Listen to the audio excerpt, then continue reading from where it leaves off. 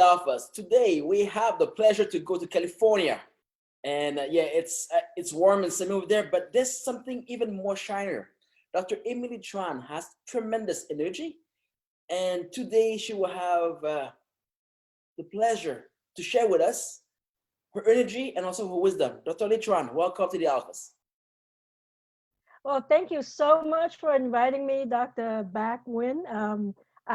It's an honor to be on your platform, and I'm super excited because you're taking the time out to interview some of us, to allow us to share our story, our strategies, and I'm really grateful, and I promise to deliver values for all the listeners.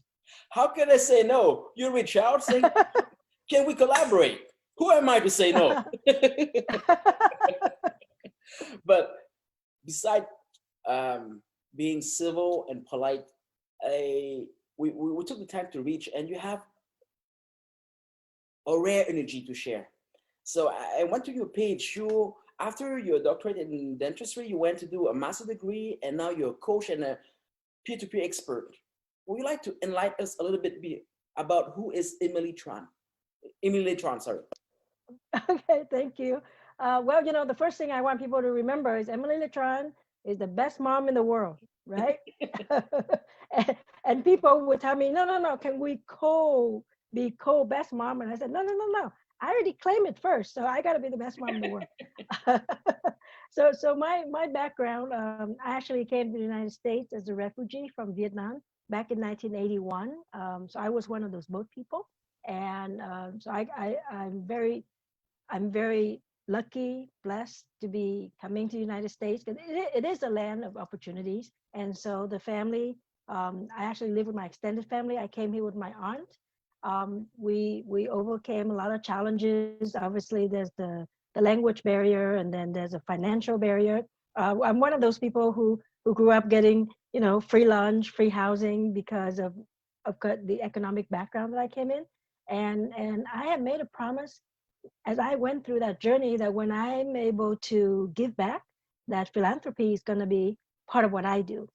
And so I actually finished my dental degree, the DDS degree, and the master in the same 4 years. It's a master of oral biology. Because when I was in undergrad, in dental school, I thought I wanted to specialize. And then I did a GPR, and I decided that I didn't really like anything, in particular. And people would say, "Well, that's not really enlightening." And I said, "Hey, it was How many enlightening to years me." to come out with that? Huh? It was enlightening to me because I figured I like a little bit of this and a little bit of that, but I don't want to do one thing for a long time. So I remain a general dentist. I took CE courses. I'm so blessed to be learning from some of the really dental gurus in the United States. Being able to learn from people like Dr. Woody Oakes and Dr. George Stevens. I mean, these some of these people who may not be with us anymore, and just taking in all that knowledge. And at a very early age in my dental career, because I did the GPR, I worked for 3 years, and then I bought my first dental practice, and then I bought the second one, and then I bought the third one. And that's because I learned from Dr. Woody Oakes.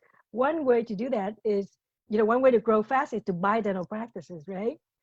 What I was missing is, okay, what do you do? What do you do with them after that? Because they were growing fast, and I experienced that, that growing pains, right?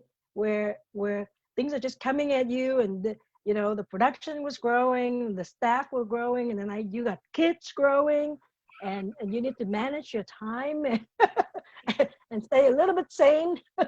So I figured some of that out on my own, and I figured a lot of that out obviously from learning. And those are back in the days where you watch VHS tape, right? Or you go to a seminar and you sat there, and you go back, and because you didn't know much, or me, just like any new dentist. And then somewhere along that journey, I picked up a book, and it was Tony Robbins, um, Awaken the Giant Within, right?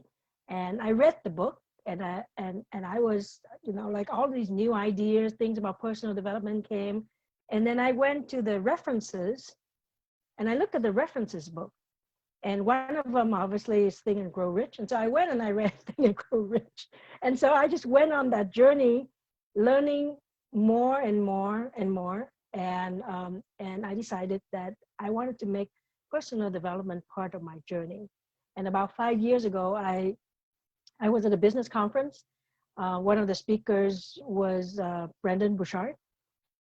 And so he was actually talking about marketing. So then I went to his event, and it was all about personal growth, personal development. So I decided that I want to share that knowledge with a lot of a lot of people, and especially our colleagues, because as he was talking about some of those concepts, I realized that I was doing it, but I didn't have, the exact framework on, like if I were to share that with you, I could be sharing it all over the place, right? But when you have a framework where you can actually convey those ideas to people, it will be much better. And I can see a lot of us in general, we are successful at work, and for some reason we're not quite successful in our personal life. And it could be, Wow. That's oh, courage to say. That's take a lot of courage to voice out. well, and all you need to do is just ask them some questions, right? You want to do this here? A lot of people watching. Well, I'll give you an example. I was coaching a client, and she's successful, and then I asked her, so what's your hobby? Dead silence. And then she said, oh, I'm going to take today off, or to do things to enjoy the day. And I said, okay, what are you going to do? Dead silence. I will tell you right now, if you ask any dentist, what are you going to do in your office today? They will tell you to the 15 minutes that how they plan their day, right, to make the production. But when they have that free time for themselves, they don't have any plans. What are they going to do to enrich their own life, right? And I'm not here to preach. I'm just sharing, a different perspective. Is I want us to take the same energy, the same focus that we give to our work, to our lives, our personal life, where you're going to affect your kids, your spouse, you're going to rub it off your, I don't know, extended family, whatever it is. But I think that's where we're going to feel more fulfilled and happier. Okay. Dr. I have to stop you here, because you said that you asked a client what she thinks should be doing for the day she took off. Yes. Lately, we had 3 months off, most of us. Right. So that Yes. pain, it's more present than ever. Yes. What are you saying to those people? And if you were to, because I'm in quite a few Facebook groups with the dentists, and it's so funny. A lot of them is, I am so glad that I have this time to hang out with my wife, right? Or my husband, whatever it is. I am so glad that I have this time to do something in my house. I am so glad I have this time to hang out with my kids. One person even said, hey, I haven't been seeing a lot of patients because I could only do emergencies. So I kind of want to do emergency only. I mean, there are people who I think that they get more clear, right, in what's important in their life. A lot of us, family is important. It's very easy to say, I want you to show me how much time do you actually carve out to spend with your family intentionally. I'm not talking about, it's Johnny's birthday, so of course you're going to have the day off and you're going to spend the time with Johnny. What are you doing with Johnny every day? Are you actually carving in your schedule every day? So let's just say Johnny is a fifth grader, right? 10-year-old. Are you actually planning to spend time with him every evening when you come home from work? And you mentioned energy. There's so many people who come home and say, I am so tired, right? I just want to sit on the couch, right? And if you're a man, maybe hopefully your wife cook you the meal. If you're a woman, sometimes you feel like, now I need to still cook the meal, right? But then if you bring home the energy that is left over from whatever you had for the day, and then you're gonna give the leftover energy to your family, I don't think it's fair. I don't see why you show up as your best self at work and you don't go home and show up as your best self. And the It's only huge. way, Left energy. That's just huge. yeah, I mean, the only way that you can change that is if you, as you go through the day, you recharge your energy, right? If you have somebody yelling at you, like you have a crazy patient, I have this jar sitting on the counter in my office, and it says ashes of problem patients. And I show this when I speak, at my events and stuff. And hey, I mean, why should I give that patient my energy to deal with whatever the thing that they're bickering with, right? I can either refund or just tell them to go home, think about it, and come back. But I don't want to spend my energy on that particular person. I want to give it to my 80% patient, the 80-20 rule. The 20% of your patient who give you 80% of your business, they deserve my energy. The other 80% that is only giving me 20% of my business, maybe I don't want to deal with them. I'm going to give the office manager to them, have the office manager deal with them. I have to confront you on this because I do Yeah. agree with this because I am myself very bait into personal growth, but as a doctor, we have the duty to serve everyone. So how do you cope with that? Yes, you do have the duty to serve everyone, okay? But you also have the choice to give people however much time, however much attention. Um, I'll give you a very good example. If you set up your practice to be a boutique practice, right? Then you choose to serve only let's just say the 10 patients that you book for the day. If you set up your practice like my practice, where we have a mixed practice, we're in Southern California, where there are 4 practices every quarter, right? And so I have a mixed HMO, PPO, Denticade, whatever it is. As the practice grow, every of the segments grow, but the percentage remain the same. Um, and I choose to serve that big mixed population, but I can also choose not to cater to the people who are bullying me, the people who come in and stress out my staff, the people who are very demanding. You know, that's a choice. Yes, you you can get into the chair, and I will serve you and I will treat you the first time. But if you're very demanding, why should I keep you as a patient? There's a joke with a lot of the dentists, complete denture. This is before implant days, right? They go, yeah, do a complete set of denture. The upper is $2,000. The lower is free. If you come in, you're gonna complain to me about the lower denture that doesn't stay. Hey, it was free. What do you want? Right? So that's the joke, right? But we all know we have those crazy patients, right? We have the Listen, energy. I don't believe you because you said that you've been bullied by patient. Who can resist energy like yours? Who will even dare to bully you? You come on and Oh, oh yes, no. You have patients who are like the patient sitting in the chair, and I'm standing, so the patient decides to stand up and look down at me, right? So I'm a whole 4'11", right? And this patient looking at me and say, you know what, doctor? Like you better not bill my insurance, whatever. I mean, I've heard all kind of stuff, right? And I would just say, okay, I'm sorry. I try my best. I just couldn't do whatever you want me to do. So it might be a good idea for you to find another office that would do whatever you want me, whatever you want to do. And of course, I'm looking up at the guy, right? And and then he's storming out, and that's what I mean by bullying. Though bullying, it could be that they demanding, right? They think that they can intimidate you. You know what, I'm in Southern California. I have patients, and we're just going to touch on this real quick, but I'll give you an example. I would have a patient who come in, make a comment about my staff who are Hispanic, right? And so sometimes the way they talk, right, or the message they give across, it could indicate that. So in those instances, what do you do? Again, what I'm saying is, if you know exactly what you want, then you're just not going to give in to those kind of people. You don't want to spend the time with those kind of people. And if you could actually do that, and it takes practice and it takes intention, but if you actually do that, you're going to have less stress. People ask me, my friends, they go, Emily, you're crazy.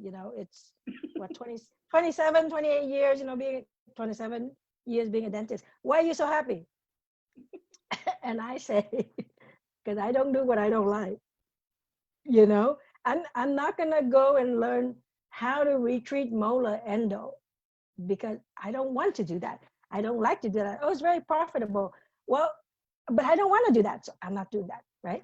I'm gonna bring in a specialist who can do whatever procedure that I don't like or I don't want to do, and we're gonna split 50-50, 40-60, whatever the split is.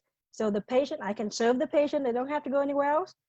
I'm in the office. I don't have to see that patient. I don't have to do that case. I'm happy, right? And then there are people who trying to figure out, well, you may lose money when you first bring in the specialist, and you only make so much. Is it worth the headache? Well, what is it that you want? You have to know exactly first what you want, and then it's going to be so easy to make the decision whether you accept something or you don't accept it, or you're going to put up with it or you don't put up with it. And I think a lot of the stress, the internal stress, come from that, come from when people are not clear, come from when people cannot make the decision or don't have the balls to make the decision. You could put it that way. Sometimes people say, well, but I'm nice, I'm a people person. And I would tell them, I'm a people person too, but I'm not going to put up with that, right? I don't want to go home stressed out from a patient and bring that negative energy to my family. So I have to ask you, within 27 years of practice, how long did it took you to realize that you can be in control like you are now? I'm really, really lucky. I realized that very early. my, right after my GPR, I went an interview, right? And I interview at two offices, but it's good. I'm going to work in three offices because one of them is one doctor, but he has multiple offices. And it was funny because I interviewed with him and he didn't say anything. He just said, okay, you can come and start tomorrow. And I go, yes, right? I show up the next day. It was a 6-chair office and I was by myself. And I realized very fast that I'm in control. you know, like I need to figure this thing out coming from a GPR, running 1 chair to all of a sudden I'm running 6 chairs. I need to figure out, I need to be able to tell the office manager, you know what? I can't do this, right? You need to tell the patient to come in, this kind of time, because if you give me 6 chairs at 4 o'clock and continuous going on like that, I won't go home at 6 o'clock, right? So all of a sudden, I developed that sense that, you know what, I got to be in control. Otherwise, people are going to be all over me. And then with the studying that I do, I was reading newsletter from Dr. Woody Oakes. I was reading books. I was following Dr. Howard Farran, a lot of these gurus, and they say whatever they want, right? Because they're gurus, but it's really because they know exactly what they want and they know how to do it. And so I can learn from that, and I figure, the sooner that I can put my feet down, because and I need to know enough, because knowledge is power. Yes. So if you know how to do certain things, then you can challenge people, or you can tell them, yes, I agree with you, or no, I don't agree with you, because you have that knowledge to back you up, the knowledge and the experience. And so I learned that fairly early, and I think it's just from a lot of self-study. The self development, the personal development, it came a little bit later. But when I actually realized that that's what I've been doing all this time, right? I understand that, I had that courage. I dealt with people from maybe the first practice purchase to, the last practice purchase. I even remember dealing with a guy who sold us his house, right? And it's funny because he used to be a contractor, and he sold us his house. It was way underpriced in a very, very nice area. And I figured out later the only reason he was doing that is because he couldn't work with any realtor, because he wasn't listening to them, right? Whatever recommendation they would recommend. And when he was in the house, we bought the house, we went to escrow, and it took us 4 months to get into the house because he was very attached to his house. He built it himself. And so when we first bought it, he go, oh, I want to spend Thanksgiving here. And then I want to spend Christmas here. and then I want to spend New Year here. So for me, by the time Chinese New Year roll around, I told the guy, you got to get out, man. I need to That's spend right there. Chinese New Year in my new. And part of that was really because there was no middleman, right? There was no realtor in between. I got to deal with the guy, and he was this big. I mean, he was nice, but I mean, he was this big, tall Italian contractor, right? And I'm here calling him, sir. You really need to move out. And I swear, the day that we moved, he was moving out the front door. We were moving in the back door. We cut it so close. So but all kidding aside, I really think a lot of us we very smart, right? Because we've done the schooling. And I think a lot of time the challenge comes when you're not clear in what you want.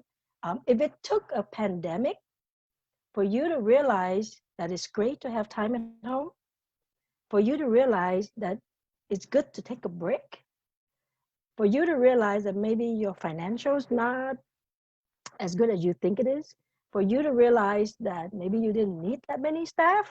I mean, all of this, I think we should have figured it out before the pandemic hit. And the general conversation is a lot of people realizing it then. What I want is I want people to live their life very intentional, whatever they do in business or whatever they do in their side business or whatever they do with their family. So sometimes surprise is gonna hit us, crap is gonna hit us, but you're gonna be in better control if you do everything by design. I have to tell you, you are a breath of fresh air, and you're so positive. So it is not something that is common in our profession, especially when you take the mic and the floor to address our peers to talk the way you are. And I'm saying this with all respect. What would you like to bring to a profession? You know, I joke all the time. I say I want to get rid of whiners, and people always laugh, right? um, what I want to bring to the profession is high performance, and I know it sounds very vague, right? But high performance is being your highest self, to have clarity, to have energy, to have productivity, to have courage, to have influence, and and and and practicing at that high level without sacrificing your personal life, whatever is most important to you. And I want to be the voice. I want to be the encouragement. I want to be I don't want to say I'm the example, but you know what? Just take a look and see everything that I've done. Um, and what I encourage people to do is to ask themselves, if that's what I want, I can do it because Emily did it, right? And if you want to fast track, if you want to learn it fast, then talk to somebody like Emily. Talk to somebody who have done it, right? Instead of trying to figure things out. This is the funny thing. And people are gonna hate me or like me. I don't really care, right? When when you want to learn, let's say, do full mouth reconstruction, right? What do? People sign up for a course, right? Spend a lot of money, right? And they go to the course and they follow everything to a T or whatever you call it. And they go back and they get the whole office on the same page, right? Because now they want to start doing full mouth. People want to invest money. I don't know. They just get into a Facebook group and they start asking questions to each other, right? And I'm thinking that's the same thing as learning how to do a full mouth arch, right? Why don't you use the same approach? You invest money, you go and you learn from an expert. You get the expert to support you so you can leverage your money, your investment, whatever it is that you're trying to grow, the right way. If you're complaining that you have stress, you know, sometimes in my conversation with people, some people hate whatever is going on. I have a conversation with Stephen Parker. He is the CEO of the Profitable Dentist, and he said that some people were really down. We just put it that way, right? If it affects you in a personal way, why don't you invest? Why don't you learn how to deal with that kind of stress? Because I think it's the same mindset on what you invest in learning a course to do high profit procedures. This is investing in yourself. What is the ROI? Well, I think the ROI for that is your health, your mental health, your physical health, and how you relate to other people. And I see that people are not doing that. They prioritize sometimes the wrong thing, and they neglecting themselves, like their personal self, their personal development, because your business growth is limited by your personal growth. You see those people who are really advancing and always growing, they have a different mindset. And the people who are kind of stuck in one place, they have a different mindset, and what they need to change is their mindset. I hope I answered your question. Absolutely. Actually, you give me an idea to give back to you. Do you have a platform or a place where people can reach for you and talk to Emily? Yes, I actually just joined a platform. It's called Community. People can actually text me and talk to me. I have, obviously they can go to my website and they can attend my event. I do a couple of events over the years, usually 3-4 times a year, and recently made the difficult decision of of taking the event online because of COVID, right? But usually when people come, we sit down, we talk, we do breakout sessions, right? At different roundtables, because I just feel that that's what's lacking in our profession. That's what lacking in a lot of profession is the personal development. And because here, I'll give you an example. I'm going to give you a great strategy to go run a Facebook ad, just for example, and it's going to bring you money. And you're sitting there going, how do you know it's going to work? It sounds like too much money. I don't have the money to run this ad. I don't know if my staff will want to try to monitor these numbers. I don't think I can do a video to do this ad. All of those things, it's not about your ability. It's about your mindset. You're questioning. You're not sure. You have the limiting belief, right? And that's the part that stops a lot of people. So there's no shortage of strategies. You can go and Google how to do a Facebook ad and how to write a book. I know you wrote several books, right? And if you talk to a lot of people, they say, I want to write a book. And that's where they stop. They want to write a book and that's it. and I share my story all the time. When I first wrote my book, my business coach at that time, he goes, you need to talk about this. And I go, hell no. I said, I'm a dentist. I'm not going to be a speaker. Forget it. And now he sees me and he say, I need to yank the mic from you because now you talk too much. But the reason I decide to become a speaker is because I feel so compelled that I need to share the message, right? And of course, it's a different level of effectiveness when you're a speaker versus you're just telling people to buy your books. And then it just took me down this path to be an international speaker, and then I went to different countries, and I meet different people, and I know different people, and I'm connected to a lot of people. It's the speaker path that did that for me. And I tell people, that dentistry is my passion, the coaching is my calling, and I want to create more impact, which is why I'm involved in all this, which is why we got invited into the same group, because it's not just the dentistry that you do in your office, right? Your local business. It's what else can you give? What else can you share that make life better for everybody? I told you that I promised you to bring you the sunlight of California. This is the sun ray of California, especially in a profession where we are so siloed into our expertise, into our titles, into also our way to do things, even if that's painful. Dr. Emily, it was mind-blowing to connect with you. Thank you so much for reaching out. Thank you so much for your passion and positivity. And I'm looking at the time we about through this interview, but before we start, you made me promise to address the place of a woman in this field. Since you're a woman and you said yourself that you're going home, you have leftover energy, and you have to cook. Uh, Please share with us your perspective about being a woman, being a super mom, being a dentist, being an entrepreneur. What does it take to raise the bar and to become you?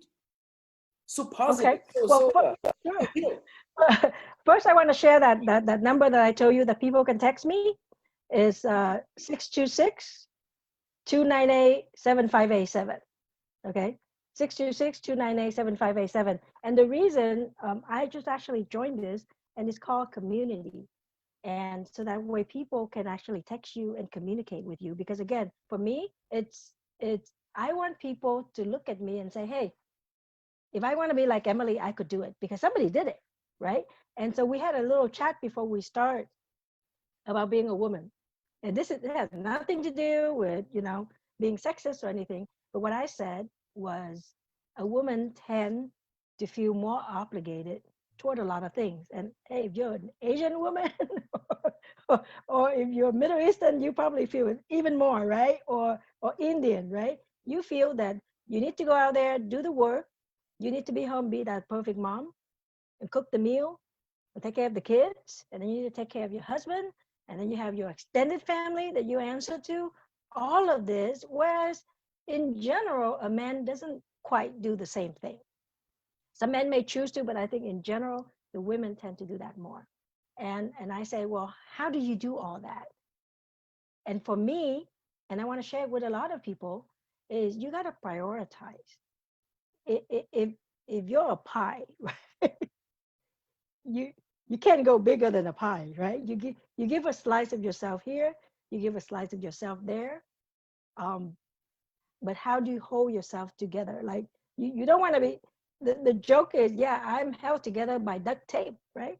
Because I'm giving myself too much. I'm giving myself to a lot of people. But if you prioritize, and let's just talk about energy real quick, right? If I think that I have to cook every day, I don't want to cook every day. What I do is every Sunday, I cook a couple of things, and they go into these boxes, and we're gonna eat it during the week, right? So I don't have to cook every day. If you feel that you have to cook every day, absolutely do that. Make sure you give yourself the time to do that. But if you don't want to cook every day, because when I get home, I would rather just sit around and harass my kids, right? What you do today? Nothing, right? What you learn today? Nothing. That's what the kids always tell you, right? When you sit down at dinner, they know I'm going around and asking, the same questions, right? Now they're off to college. They got to text me every day in the evening, you know, and they know I'm gonna ask them what you eat, what you do, right? It's the same thing. It sounds funny, but you know what? I know a lot about my kids and some of my friends. I would ask my friends a question, and they say, "I don't know. She didn't tell me. She signed up for that. I don't know why she signed up for that." I tell my kids, I ask my kids, and I get into their lives. Why? That's just my nature. But the other thing is, you know what? I do it. It's very intentional. It's super intentional to say, I'm going to go home and the first 30 minutes, I'm going to be talking to my kids or I'm going to be talking to my husband. And I don't want to spend the time to cook, right? When the kids were little, I would cook on Sunday and it lasts all the way to Thursday. Now, sometimes it's gone by Tuesday. You know? these, these people are getting bigger. They eat too much. And so when you know that's what you want, which is time spent with your family, do you let other activities take up that time? No, you don't, right? And so you got to come up with strategies so you can save that time for your family, or you save that time for yourself. Like the doctor that I told you, I asked her, "Oh, so you decided to take tomorrow off? What are you gonna do?" And she said, "I don't know. For me, if I have a day off, I'm going to plan what I'm going to do because I want to fulfill that day for me, right? Like I may say, I'm just going to drive to the beach and walk on the beach for 30 minutes or an hour because that's what fulfilled me. And it, but I have to plan it. I have to plan it. It's part of what I want to do for a particular reason. Because trust me, if you don't plan your day, people will plan it for you. My coach Brennan Bouchard, he say when you wake up in the morning and you're gonna check your email, well, the email are other people's agenda for you. So why would you want to check your email first? Why would you want to find out people's agenda for you? Do your agenda first, and then do other people. I also studied with Dan Kennedy, and he said he's very funny. He's a marketer, and he say, "Who says that when the phone rings, that you have to answer it?" And we are looking at him like, "What?" You know. But if you think about it, if you answer every phone call that may be disruptive to your work or when you're hanging out with your kids or whatever, you're the one you choose to answer the phone call. Maybe you don't have to answer the phone call. Maybe you make it where every phone call is pre-scheduled. I work with people and I say, you know what? You want to talk to me? You text me first, and I'll tell you when we're going to talk. We're not going to just jump on and if you call me, that I have to answer. And when you start planning your day like that and being very intentional, you only give the time to the people that you want to give the time to. Like to your point, to like you have to serve everybody. No, I don't agree. You don't have to serve everybody. We're not Disneyland, right? Disneyland will serve everyone, but as a professional, as a dentist, I don't have to serve everyone. As a coach, I don't have to take everyone as my client. It's going to be somebody who want to help, somebody who want to grow. But if it's going to be somebody who just want to sign up but don't want to do the work, I should take my time and give it to somebody else who's going to make a difference in his or her life. And that's how I think. That's right, Emily. I have to tell you that I spent the last 3 years, not at 100%, but I was writing books and I was looking for reason why professionals in our field get depressed and even suicidal, because we are the champion of depression and suicidal for the last, I think, few decades. And for those who are watching us, I can tell you that there's hope. And Dr. Emily today has her own point of view, but this is a lot of truth she's saying. There's a lot of positive energy. And if we always think that we have to absorb everything, I think that what I've learned today, it's what you have by the end of the day. It's the leftover, and it's not okay to live with your leftover, to feed your family with your leftover. And after that, we ask ourselves why we screw up. Uh, Dr. Letran, it took a lot of fortitude, of courage to go against the flow. And thank you so much for taking this challenge with happiness, with joy. Just listening to you, we have hope. I hope that a lot of people will be joining you on Talk to Emily. And I know you have your own platform, you signed to that community, but if you want, this is I have the reputation to be a little crazy, and this is my chance to you at the end of this interview. Set up a talk show called Talk to Emily. Have dentists come to you and share on screen, because you have no clue how many of us are broken, how many of us feel isolated, and especially post-COVID, where we have 3 months to think of who we are, how irrelevant we were for 3 months. Yeah, All the and pains coming up. yeah, Only and people thank you like you. for yeah, and thank you for that suggestion. And I will tell you right now, you touch on the word courage, and that is one of the things we work on when I'm coaching people, taking them through a process to be a high performer, right? Because you say, oh, you know what, just set up a talk show, have people come on. I will tell you right now, people don't have the courage to come on. Sometimes people don't have the courage that they want to share. I was speaking to a group of dentists, and it's kind of funny because it was a long room, so I'm in the front, I'm talking, and then I say, okay, I want you to turn to the next person to share whatever the experience was. And a bunch of people in the back were laughing. So I walked all the way to the back and I said, well, what's so funny? And they said, oh, we were laughing because we don't have the courage to share with the person who sits next to us, right? You want us to share, but we don't even have We don't even have that courage to start the conversation. And that's why we building with high performance, we start with clarity, right? What is it that you want? If you want happiness and You you can tell want, me that you can make a high performance person from a shy person at the beginning. You telling me that's you possible? yes, you go through a Wow. process. You go through a process. You I can't tell you how many times people would tell me, Emily, it's so great to see you grow. Okay. Too bad it's not physically. But anyway, uh, no, because this is not Emily 2014. I can assure you that. I can assure you that the journey that it took me to grow, and that's why I say, if you want to be, more positive or more courageous, whatever you want to call it, right? But for me, I went through that transformation because you got to work on yourself. That's the thing.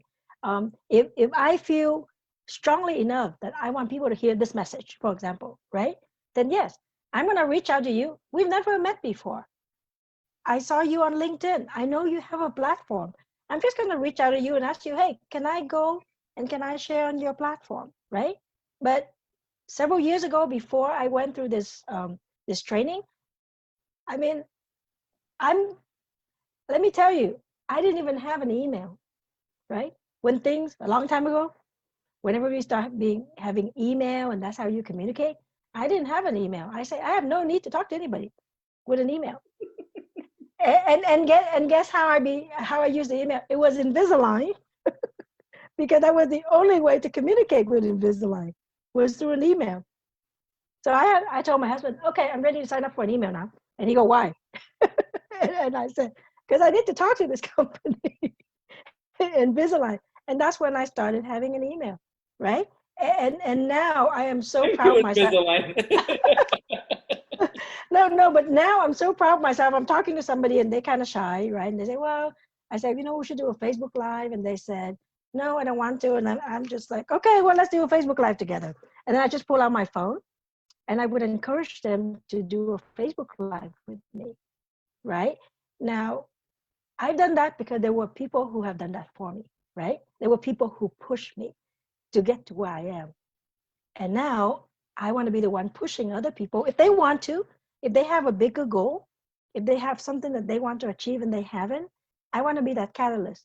I want to be the person who push you a little bit, push your button a little bit, and get you to the next level. And you know what?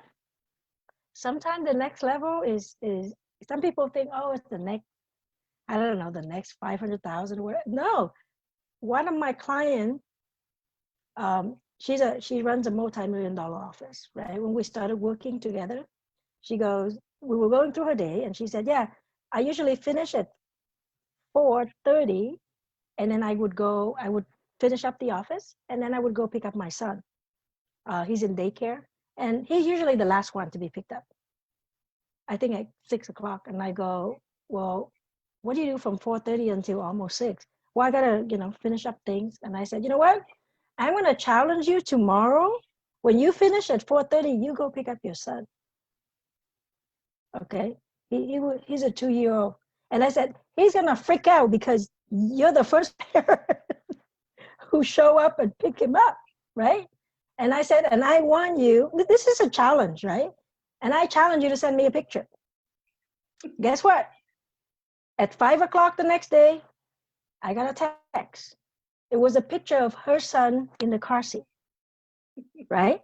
And I was freaking out. yeah, no, and okay, and let me tell you this: it wasn't about the dollar.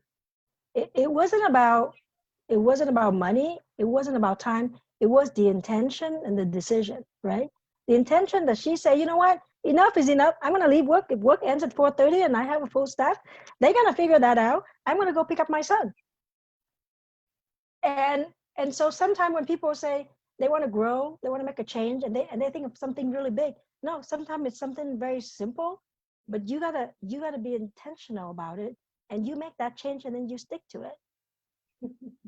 that's it. It could be, that could be the change. So when people think too big and then they get scared, they, we call it the fear of failure.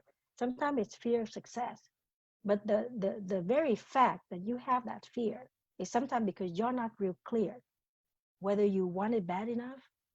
Because if you want it bad enough, you're going to overcome.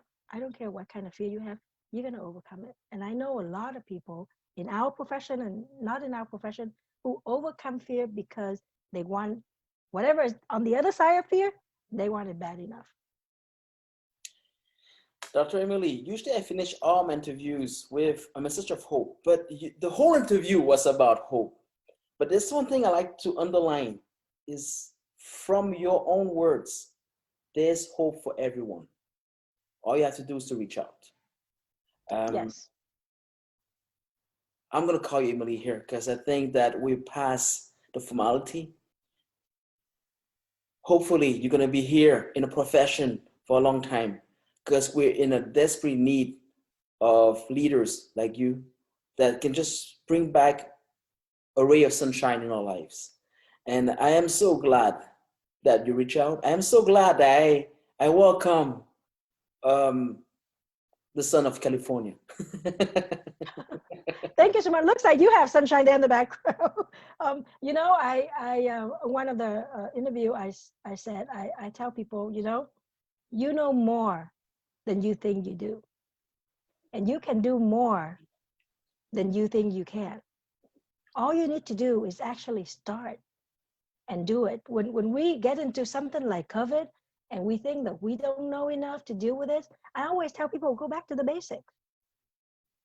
Because whatever took you through the last mini crisis, whatever it was, whatever you use, that knowledge, it will take you through this crisis. Yes, it's going to take a little bit of it's a different insight. It's a different mindset. You got to grow a little bit.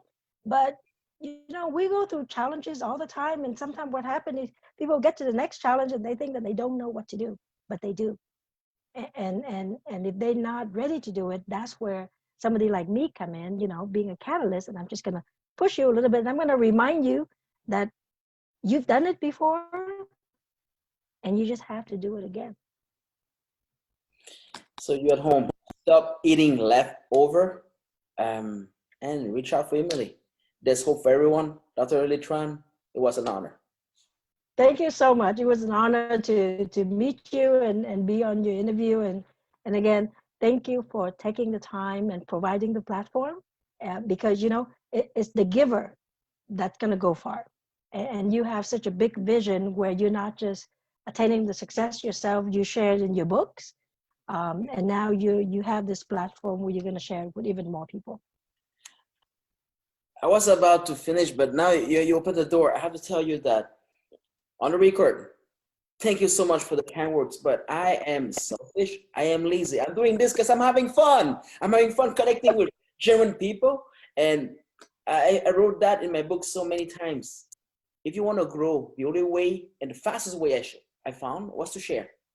As you start sharing, people are sharing back, and it is just funny. So thank you for the kind words, but I'm not as noble. I am just a lazy guy trying to have fun. And trust me, that helps a lot.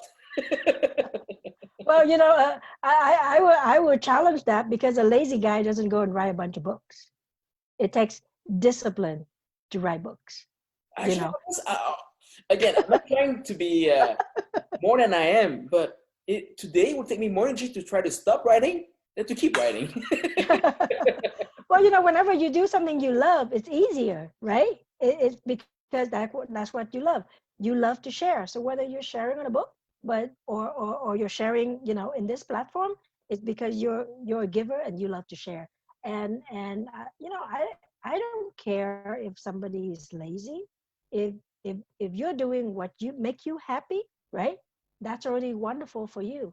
And if what you're doing is creating an impact and helping other people, that's even better. So you don't have to admit being lazy. What we did today, it's you were the one who make an impact and you were the one who giving hope to people. I was fortunate to be the hope and to be along the way. And that was my honor. And this is not being polite, this is being genuine. Dr. Itran, Thank you so much, and I am sure you will be back. Thank you so much. And I just hope everybody have a wonderful day, have great success, and may the floss be with you. And talk to Emily.